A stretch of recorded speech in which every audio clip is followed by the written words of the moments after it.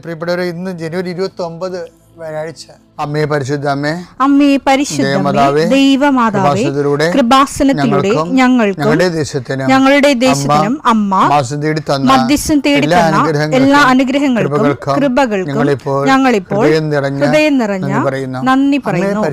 അമ്മേ പരിശുദ്ധമേ, ദൈവമാതാവേ, 2004 ഡിസംബർ 7 ഉച്ചകഴിഞ്ഞ് 2:30 കൃപാസനത്തിൽ സംഭവിച്ച അമ്മയുടെ പ്രത്യക്ഷപ്പെടലിനെ കുറിച്ച് തിരുസഭയ്ക്ക് സമർപ്പിച്ചിരിക്കുന്ന പഠനരേഖകളുടെ മേൽ സഭാത്മകമായ പഠനം ആരംഭിക്കുവാൻ ഞങ്ങൾ പ്രാർത്ഥിക്കുന്നു. അമ്മേ പരിശുദ്ധമേ, ഭൂസ്വർലോകങ്ങളുടെ രാജ്ഞിയായ അങ്ങേയ്ക്ക് ഭൗമസംരക്ഷണത്തിനായി പ്രപഞ്ചപ്രകൃതിയെ തന്നെ തിരുസഭ പ്രതിഷ്ഠിക്കുവാൻ ഈ പ്രത്യക്ഷീകരണം വഴി ഇടയാക്കണമേ. പരിശുദ്ധമേ, ജപമാല മാതാവേ, സകല കൃപാസനം പ്രാർത്ഥനയോടും ചേർത്ത് ഞങ്ങളിപ്പോൾ പ്രാർത്ഥിക്കുന്ന ഈ കുടുംബത്തിന്റെ പ്രത്യേക നിയോഗം പറ മക്കളെ.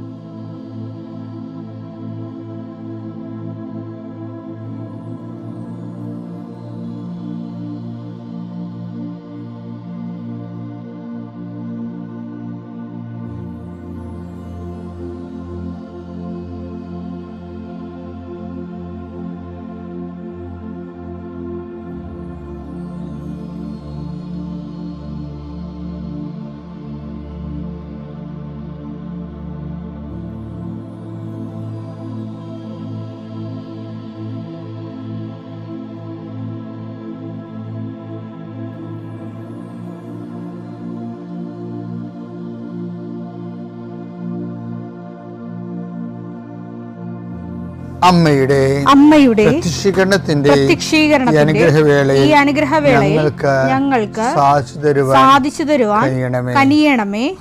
ആമേൻ. വിശ്വാസ പ്രമാണം. സർവശക്തനായ പിതാവും ആകാശത്തിന്റെയും ഭൂമിയുടെയും സൃഷ്ടാവുമായ ദൈവത്തിൽ ഞാൻ വിശ്വസിക്കുന്നു.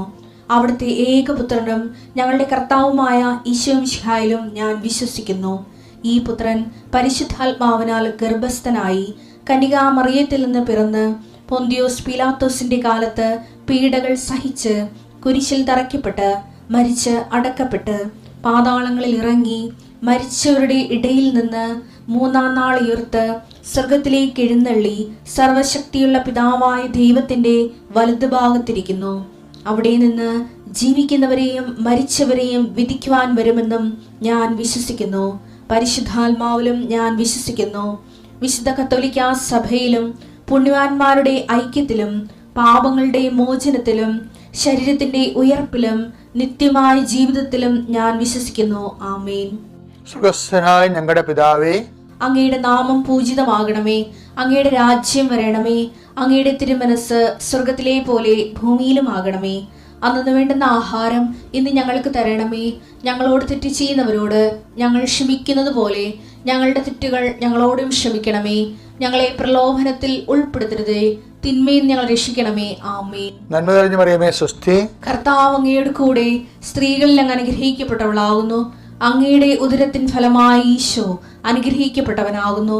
പരിശുദ്ധ മറിയമേ, തമ്പുരാന്റെ അമ്മേ, പാപികളായ ഞങ്ങൾക്ക് വേണ്ടി ഇപ്പോഴും ഞങ്ങളുടെ മരണസമയത്തും തമ്പുരാനോട് അപേക്ഷിക്കണമേ. ആമേൻ. കർത്താവേ, നിന്റെ ഉന്നതമായ നാമത്തിന് സ്വസ്ത്രം ചെയ്യുന്നു. കർത്താവേ, നിന്റെ വിശുദ്ധ പൗരോഹിത്യത്തെ മഹത്വപ്പെടുന്നു. കർത്താവേ, 40 വർഷം ഞാൻ അർപ്പിച്ച കുർബാനയുടെ യോഗ്യതയായി കൃപാസനത്താറെ ജീവനോടെ പ്രത്യക്ഷപ്പെട്ട പരിശുദ്ധ അമ്മയുടെ മാധ്യസ്ഥത്തിൽ ഞാൻ മക്കളെ ഈശോ നാമത്തെ ആശീർവദിക്കുന്നു. ഈശോ ഇന്നീ പ്രാർത്ഥനയുടെ കുരിശിൻ്റെ ഒരു ആശീർവാദം കിട്ടിയിട്ട് തങ്ങളുടെ ജീവിതത്തിൻ്റെ ഉത്തരവാദിത്തങ്ങൾക്ക് പോകാൻ ആഗ്രഹിക്കുന്നവരെയാണ് ഈശോ ഞാനിപ്പോൾ പ്രധാനമായിട്ട് ഓർക്കുന്നത്. ഇന്നത്തെ യാത്രകളെല്ലാം ഞാൻ ആശീർവദിക്കുന്നു. നിൻ്റെ ഓരോ സംസാരവും നീ ആരോടൊക്കെ നിന്ന് സംസാരിച്ചാലും അതെല്ലാം നിനക്ക് അനുകൂലമായി വരാൻ ഞാൻ ആശീർവദിക്കുന്നു. നീ രേഖകൾ ഒപ്പിടുമ്പോഴേ കർത്താവിൻ്റെ ആശീർവാദം ഞാൻ നിനക്ക് നൽകുന്നു. നീ ഒരു പുസ്തകം വായിക്കുമ്പോഴേ, നീ എഴുതുമ്പോഴേ, നീ ഒരു രേഖ കൈമാറുന്നത് എല്ലാ പ്രക്രിയകളെയും കർത്താവിൻ്റെ നാമത്തിൽ ഞാൻ ആശീർവദിക്കുന്നു. നീ ഇന്ന് ആശുപത്രിയിലാണ് പോകണമെന്നുണ്ടെങ്കിൽ നിൻ്റെ ഡോക്ടർ നിൻ്റെ വിഷയങ്ങളെല്ലാം കേൾക്കുകയും കൃത്യമായ മരുന്ന് നിനക്ക് നിശ്ചയിച്ച് തരികയും കൃത്യമായ പ്രിസ്ക്രിപ്ഷൻ നൽകുകയും നല്ല ഡയഗ്നോസിസ് നടക്കാൻ വേണ്ടി, ഷാർപ്പ് ഡയഗ്നോസിന് വേണ്ടി എല്ലാ രോഗികളെയും ഈശോ നാമത്തിൽ ആശീർവദിക്കുന്നു. കർത്താവേ, നീ കഴിക്കുന്ന ഭക്ഷണം ഇന്ന് നീ ചിലപ്പോൾ പ്രാർത്ഥിക്കാതെ കഴിക്കാമായിരിക്കും, പെട്ടെന്ന് കഴിക്കുമായിരിക്കും, സാരമില്ല. എങ്കിലും നീ ഓർത്താലും ഓർത്തില്ലേലും നീ ഇന്ന് കഴിക്കാൻ പോകുന്ന മുഴുവൻ ഭക്ഷണപദാർത്ഥങ്ങളെ, നീ ഇന്ന് കുടിക്കാൻ പോകുന്ന മുഴുവൻ പാനീയങ്ങളെ, ശുദ്ധവെള്ളം ഉൾപ്പെടെ കർത്താവിൻ്റെ നാമത്തിൽ പിതാവിൻ്റെയും പുത്രൻ്റെയും പരിശുദ്ധനാമത്തിൽ ആശീർവദിക്കുന്നു. നമ്മൾ ഈ ദിവസങ്ങളിലെല്ലാം കാണുന്നത് ദൈവം നമ്മളെ ചേർത്ത് പിടിക്കുന്ന വചനങ്ങളെയാണ്.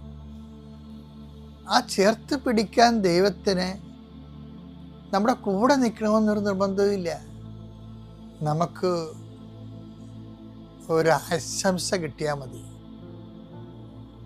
ആശംസ കൊണ്ട് അതിജീവിക്കുന്ന ഒരു വലിയൊരു ദൈവാനുഭവം എസെക്കിയേലിന്റെ പുസ്തകത്തിലുണ്ട്. എസെക്കിയേൽ 16-ാം അധ്യായം 6-7 വാക്യങ്ങൾ.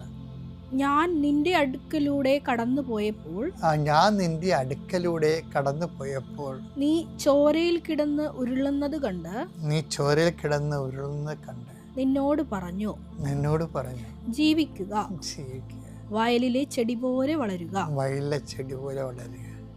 അപ്പൊ ഒരു ആശംസ മാത്രമേ അവിടെ ഉള്ളൂ.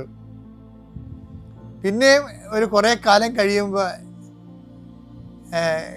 ദൈവം ഈ വ്യക്തിയുടെ മുമ്പിലൂടെ കടന്നു പോകും. അത് ഇസ്രായേലാണ് ഉദ്ദേശിക്കുന്നത്. പക്ഷേ വ്യക്തികളുടെ ആധ്യാത്മിക ജീവിതത്തിൽ സത്യമാണ്. നമ്മുടെ അടുത്തുകൂടെ കടന്നു പോകുമ്പോൾ ദൈവം നമുക്കൊരു ആശംസ തരും. ജീവിക്കുക, വയലിലെ ചെടി പോലെ വളരുക. അപ്പോഴെന്താ പറയണത്? എസെക്കിയേൽ 16:8. ഞാൻ വീണ്ടും നിന്റെ അടുക്കിലൂടെ കടന്നു പോയി നിന്നെ നോക്കി നിനക്ക് വിവാഹപ്രായമായെന്ന് ഞാൻ മനസ്സിലാക്കി. എന്റെ മേലങ്കി കൊണ്ട് നിന്റെ നഗ്നത ഞാൻ മറച്ചു. ഞാൻ നിന്നോട് സ്നേഹവാഗ്ദാനത്തോടെ ഒരു ഉടമ്പടി ചെയ്തു. അങ്ങനെ നീ എന്റേതായി തീർന്നു. എന്ത് വിഷയം എന്ന് പറയുന്നത്, ഉടമ്പടി എന്ന് പറയുന്നത് നിസ്സാര വിഷയമല്ല.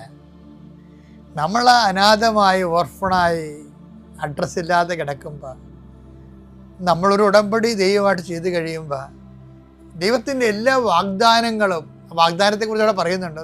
ഞാൻ നിന്നോട് സ്നേഹവാഗ്ദാനത്തോടെ ഒരു ഉടമ്പടി ചെയ്തു. അങ്ങനെ നീ എന്റേതായി തീർന്നു. അപ്പൊ നമ്മള് ഈ ഉടമ്പടി ചെയ്യുമ്പോൾ എന്താ സംഭവിക്കുന്നത്? നമ്മൾ ദൈവത്തിൻ്റെതായി തീരുകയാണ്. അതോടുകൂടി നമ്മുടെ എല്ലാ ദുഃഖങ്ങളും ഭാരങ്ങളും പ്രശ്നങ്ങളും ദൈവത്തിൻ്റെതാകും. ദൈവത്തിന് അറിയാം അതെങ്ങനെ പരിഹരിക്കണമെന്ന്. അതിൻ്റെ ഉടമ്പടി നീ വിശ്വസ്ത പാലിച്ച് മുന്നോട്ട് പോവുക.